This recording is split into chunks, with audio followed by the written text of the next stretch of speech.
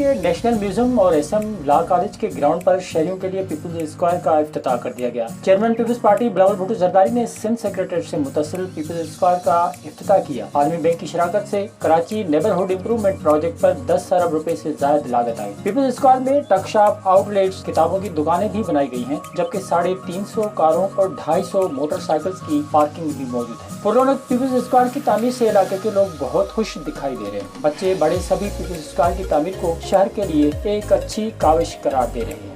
Park अच्छा है और इसमें अच्छी डेवलपमेंट हो सकती है और यह हमारे लिए अच्छा है, घर के करीब भी है और हमें बहुत अच्छा लगा यहाँ पर आकर।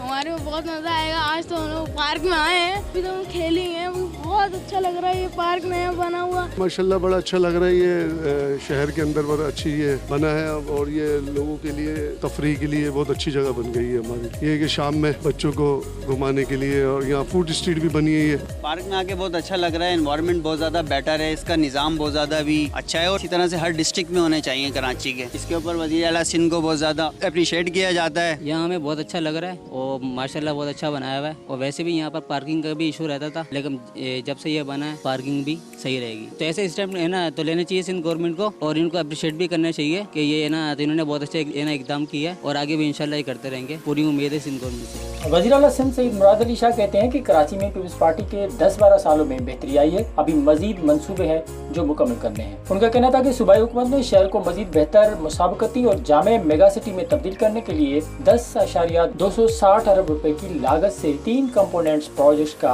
आगाज किया है।